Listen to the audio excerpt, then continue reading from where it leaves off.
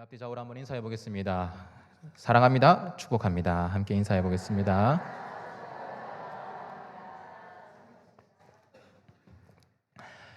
공부도 다 때가 있다라는 말이 있습니다.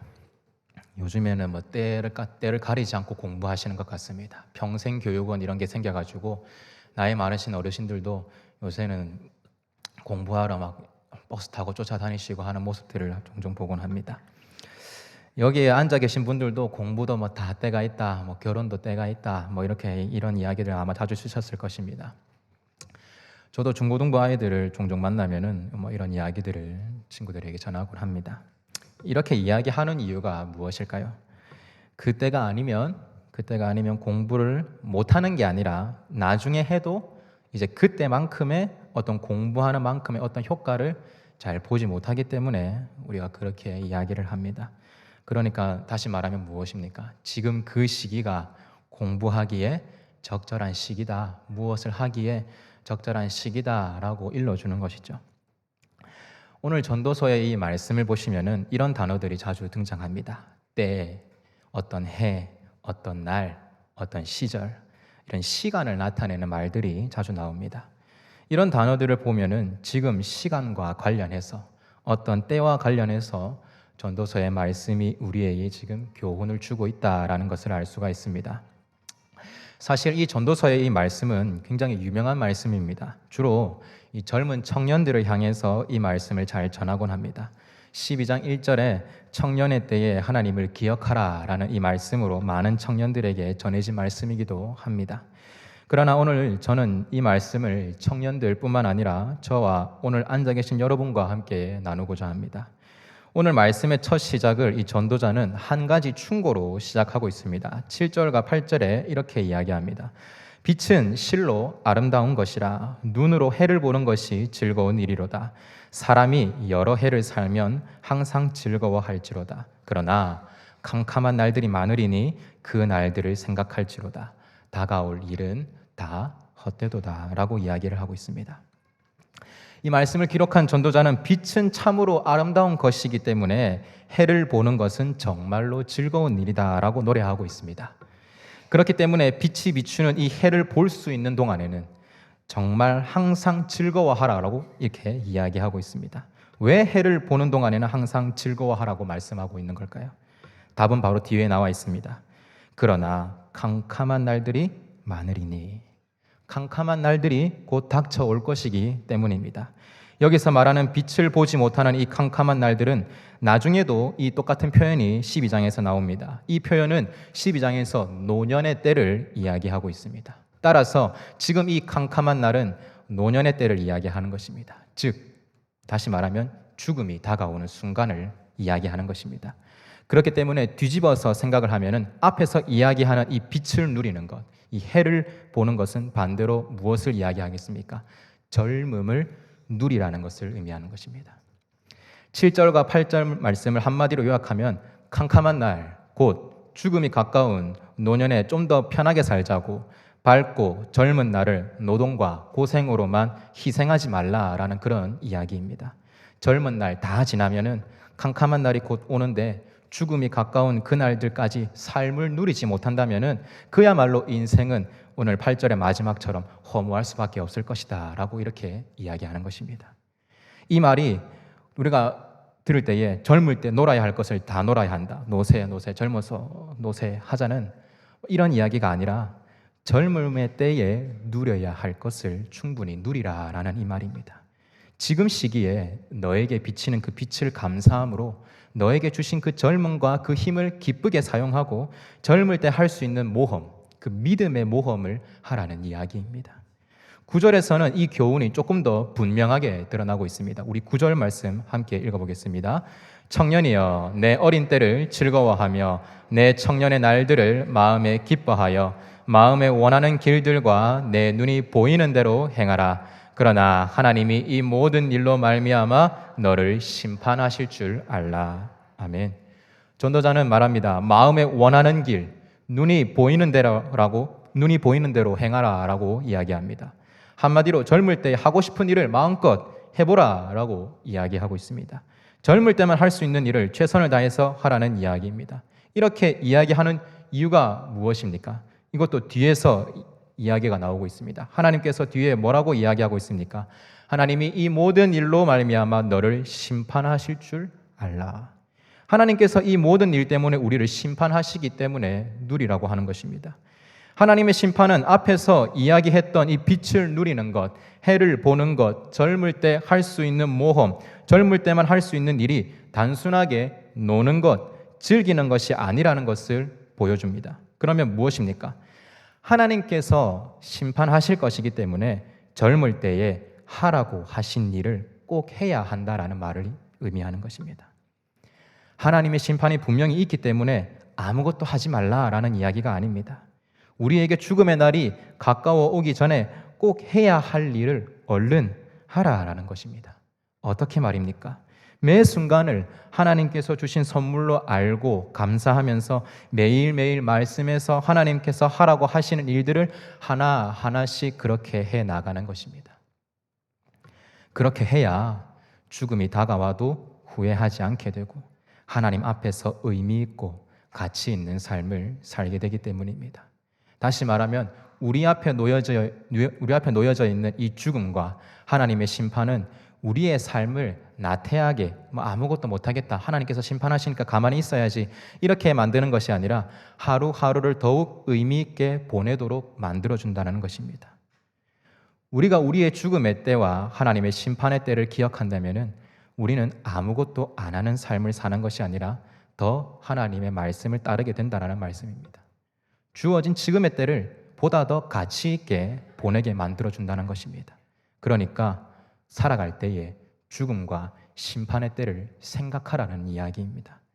그리고 그때, 지금의 때, 그 젊음을 즐거워하려면 근심과 악에서 벗어나야 한다고 10절에서 이렇게 이야기합니다. 그런즉 근심이 내 마음에서 떠나게 하며 악이 내 몸에서 물러가게 하라. 이 표현을 뒤집어서 이야기하면은 미래에 대한 어떤 근심이나 죄나 고통은 너의 젊음의 날을 힘들게 한다라는 이야기가 됩니다. 근심이나 죄나 고통으로 젊음의 날들을 힘들게 하지 말라라는 말입니다. 현대를 살아가는 젊은이들은 너무나 많은 근심들을 지고 살아가고 있습니다. 늘 미래를 위해 쫓기는 삶을 살아가고 있습니다. 젊음을 어떻게 즐기기보다는 미래를 위해서 현재를 고통 가운데에 보냅니다. 어린아이들도 청소년들도 공부의 짐에 짓눌려 살아갑니다. 청년들은 취업 때문에 대부분의 젊음을 거기에 소진하고 소비합니다. 젊음을 누릴 시간이 없습니다. 이 말이 단순히 놀 시간이 없다라는 것입니까? 아니요. 하나님 안에서 그 젊음을, 하나님 안에서 그 어림을 누릴 시간이 없다라는 것을 말하는 것입니다. 이것뿐이겠습니까? 이런 근심과 걱정이 많을수록 청년들은 죄악의 유혹에 쉽게 넘어갑니다. 과도한 스트레스를 쉽게 풀 수 있는 쾌락의 도구에 손을 대기 시작합니다. 그 해결책이 오늘 본문은 쾌락과 죄악에 있는 것이 아니라 그 젊음을 하나님 안에서 누리는 것이 곧 해결책이라고 이야기하는 것입니다. 염려와 고통을 하나님 앞에 내려놓고 하나님을 가까이하여 악으로부터 멀어져야 한다라고 이야기하는 것입니다. 그러면서 본문의 전도자는 12장 1절에서 곤고한 날, 곧 죽음의 날이 오기 전에 우리의 창조주를 기억하라고 이야기합니다. 12장 1절에서 2절 함께 읽어보겠습니다. 시작. 너는 청년의 때에 너의 창조주를 기억하라. 곧 곤고한 날이 이르기 전에 나는 아무 낙이 없다고 할 해들이 가깝기 전에 해와 빛과 달과 별들이 어둡기 전에 비 뒤에 구름이 다시 일어나기 전에 그리하라. 아멘. 왜 창조주를 기억하라고 말씀하고 있습니까? 공고한 날, 죽음의 날이 다가오면은 아무런 낙도 없고 해와 빛과 달과 별들도 볼 수 없기 때문입니다. 비가 온 뒤에도 태양의 빗줄기는 더 이상 비춰지지 않고 구름만 몰려오는 날들이 될 것이기 때문입니다. 이 창조주 하나님을 기억하라는 말은 앞에서도 이야기했지만 하나님의 심판이 두려워서 아무것도 못하고 기도만 하면서 살라는 말이 아닙니다. 주님 죽음이 이르기 전에 창조주 하나님께서 나에게 주신 삶을 뭐하라고? 충분히 누리라는 말입니다. 우리를 이 땅에 태어나게 하시고 하루하루를 오늘도 허락하시는 그 창조주 하나님의 뜻을 매일 깨달으라는 말입니다. 아마 우리가 먼 미래를 위해서 현재 누려야 할 모든 것들을 매일매일 희생하고 살다가는 순식간에 닥치는 죽음 앞에서 우리는 아마 당황하게 될 것입니다. 뿐만 아니라 오늘 본문은 그렇게 누려야 할 것들을 희생하고 사는 것이 우리에게 시간과 일과 지혜와 사람들을 선물로 주신 창조주 하나님의 뜻을 거스르는 행위라고까지 이야기하는 것입니다. 조금이라도 일찍 계속해서 이야기하고 있지 않습니까? 뭐 하기 전에, 뭐 하기 전에, 전에라고 계속해서 오늘 본문이 이야기하고 있지 않습니까? 조금이라도 일찍 창조주 하나님을 기억하는 것이 인생을 의미 있게 사는 비결이라고 우리에게 말해주고 있습니다. 여러분, 그러면 가장 일찍이 언제입니까? 지금입니다. 여러분의 청년의 때는 언제입니까? 지금입니다. 전도자는 이 죽음의 날들이 얼마나 우리의 삶을 허무하게 만들 수 있는지 오늘 12장 3절에서 7절까지 마치 이것을 그림처럼 묘사하고 있습니다. 3절에서 7절까지 조금 길지만은 우리 한번 읽어보겠습니다. 3절에서 7절입니다.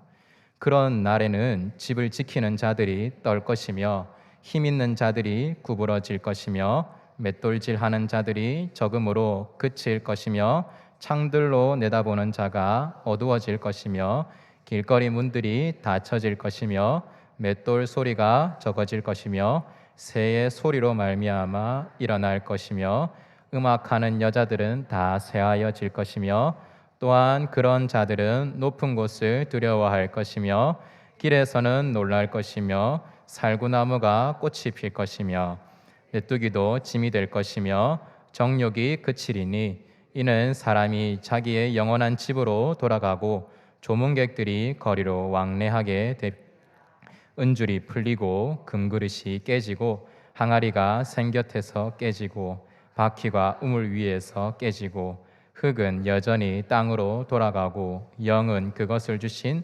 하나님께로 돌아가기 전에 기억하라. 아멘. 3절에서 이 7절까지의 말씀은 죽음이 다가오는 노년의 어떤 쇠약함을 어두운 상징들로 비유하고 있습니다. 비유로 본다면은 이 지금 오늘 3절의 7절이 이게 무엇을 의미하는가 조금씩은 눈에 보이기 시작하실 겁니다. 무엇을 의미하는지 함께 보겠습니다. 먼저 3절에서 그런 날에는 집을 지키는 자들이 떤다라고 이야기하고 있습니다. 이 말은 팔과 다리가 이제 떨리게 된다라는 것을 이야기하는 겁니다. 그리고 힘 있는 자들이 구부러질 것이라고 이야기합니다. 뭐가 구부러지겠습니까? 허리가 구부러진다는 이야기입니다. 또 맷돌질 하는 자가 적어진다라고 이야기합니다. 맷돌질 뭐가 생각이 나십니까? 이빨 이야기합니다. 치아가 적어져서 씻는 일이 힘들어지게 된다는 것입니다. 창들로 내어보는 자가 어두워진다고 이야기합니다. 창이 어디겠습니까? 눈입니다. 눈이 어두워진다는 이야기입니다. 여기서 4절에서 이야기하는 길거리의 문들은 귀입니다. 귀가 잘 안 들리게 되고 맷돌 소리는 조금 전에 설명드렸다시피 씹는 일이 적어진다라고 4절에서 이야기하는 것입니다. 이제 어르신들 잘 아시겠죠? 작은 새의 소리에도 일어나게 되는 것입니다. 아침잠이 이제 없어지는 거죠. 음악하는 여자들이 쇠하여진다라는 말은 우리의 목소리가 점점 쇠하게 된다라는 것을 이야기합니다. 5절에서는 높은 곳도 오르기가 겁이 납니다. 길거리에 나다니는 것도 주저하게 됩니다. 살구나무 꽃이 여러분 무슨 색깔입니까? 흰색입니다. 흰머리가 나게 된다라는 것을 이야기하는 것입니다. 메뚜기같이 가벼운 것도 이제는 짐이 됩니다. 정욕이 사라집니다. 신체적인 욕구들도 점점 사라지게 됩니다. 죽음은 영원한 집, 여기서는 무덤을 이야기하는 것입니다. 무덤으로 돌아가는 것이고 조문객들의 방문만을 남길 뿐입니다. 6절에서 은줄이 풀리고 금그릇이 깨지고 항아리가 샘곁에서 깨지고 바퀴가 우물에서 깨지는 것처럼 우리가 붙들고 있던 어떤 소중한 생명의 끈이 끊어지고 흙으로 만들어졌던 우리의 육체가 깨지는 것, 곧 죽음을 의미하고 있습니다. 모든 활동들이 끝나게 됩니다.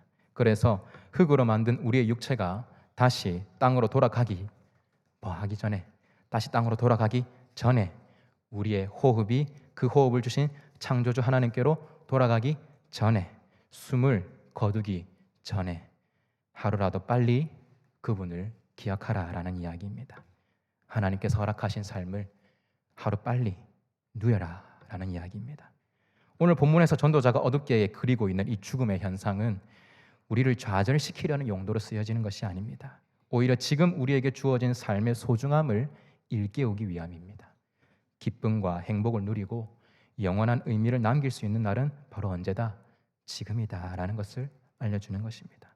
죽음의 그림자가 우리를 덮치기 전에 창조주 하나님께서 우리에게 주신 삶을 의미 있게 누리시는 저와 여러분이 되기를 소망합니다. 마지막 8절은 이렇게 이야기하고 있습니다. 전도자가 이르되 헛되고 헛되도다 모든 것이 헛되도다. 이 말을 통해 전도자는 우리에게 무엇을 이야기하고 싶은 겁니까? 그러니까 헛되게 죽지 말라라는 이야기하는 것입니다. 언젠가는 반드시 우리는 죽을 인생이기 때문에 현재의 삶을 충분히 누리라라고 우리에게 소리치고 있는 것입니다. 예수님께서 당신의 목숨까지 주시면서 건져내신 우리의 삶을 소중하게 살라라는 충고입니다. 헛되게 죽지 않기 위해서는 예수님을 통해 아버지 하나님께서 우리에게 주신 그 허락하신 그 시간들, 그 사람들, 우리에게 주신 일들, 우리에게 주신 그 환경들을 최선을 다해서 누려야 한다라는 것을 이야기합니다. 매 순간 생명의 주인이신 창조주 하나님을 기억해야 한다는 말입니다. 오늘 말씀은 청년들을 향해서만 하는 말이 아닙니다. 어린 아이부터 노년에 이르기까지 각자의 때에 그때 하나님이 허락하신 선물들을 누리라고 하는 말입니다. 한순간도 우리가 그냥 보낼 시간은 없습니다. 내게 비치는 빛을 즐거워하면서 하나님께서 지금 내게 맡기신 일들을 기쁨으로 감당할 때에 우리는 아름다운 마지막을 맞이하게 될 것입니다. 그렇다면 지금 창조주 하나님은 여러분의 개인의 삶에서 어떤 것을 누리라고 말씀하고 계십니까?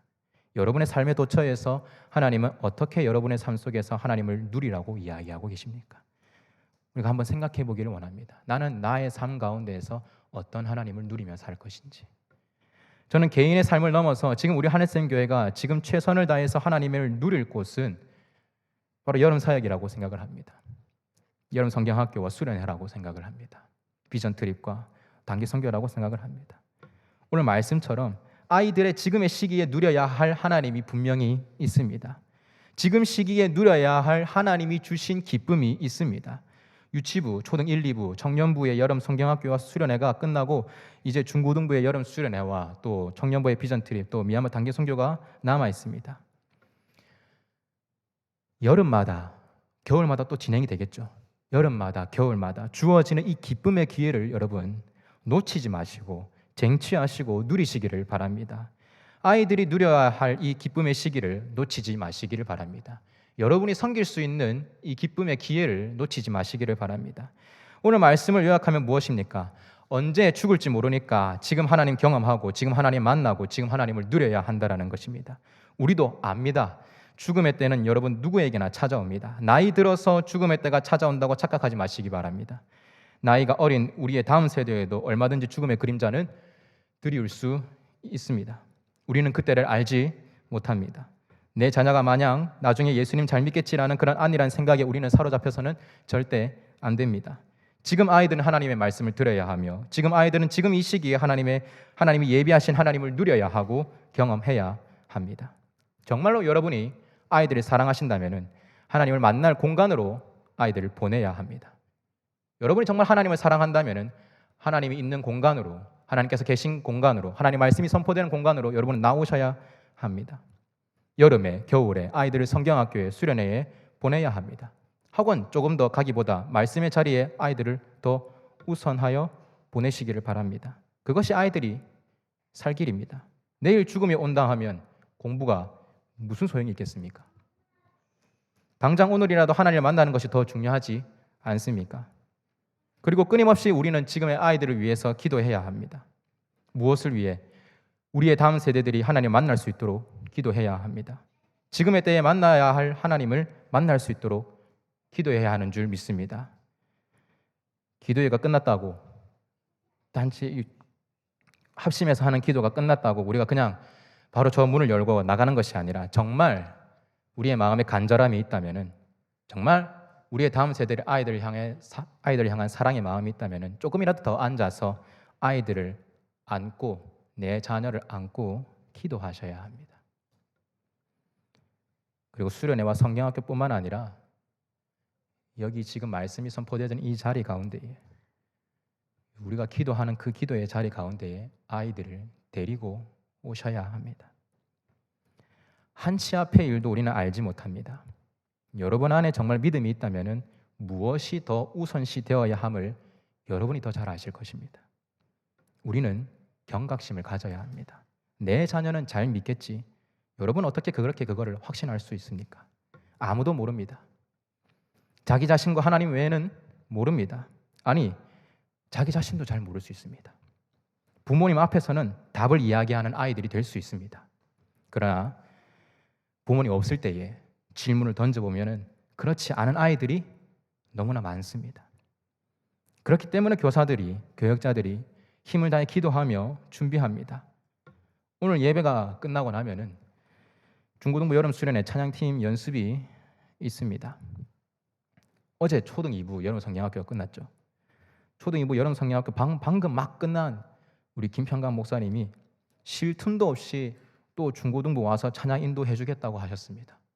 왜 그렇게 열심을 내서 또 섬겨 주겠다고 하는 거겠습니까? 이 애들 살려야 하니까. 이 아이들 하나님 만나야 하니까. 아이들이 정말 사랑하고 살리시길 원한다면은, 아니 교회를 사랑하고 교회를 살리시길 원한다면은 지금 교회는 기도해야 합니다. 우리도 지금의 시기에 만날 하나님을 구해야 하고 우리의 다음 세대들이 하루라도 일찍 하나님을 경험하고 누릴 수 있도록 우리는 뜨겁게 기도해야 하는 줄 믿습니다. 마태복음 10장 28절에 이렇게 기록하고 있습니다. 다 같이 한번 읽어보겠습니다. 시작. 몸은 죽여도 영혼을 능히 죽이지 못하는 자들을 두려워하지 말고 오직 몸과 영혼을 능히 지옥에 멸할 수 있는 이를 두려워하라. 아멘. 사랑하는 우리 하늘쌤 성도 여러분, 우리의 마지막은 오직 누구의 손에 달려 있습니까? 하나님의 손에 달려 있다는 사실을 잊지 마시기를 바랍니다.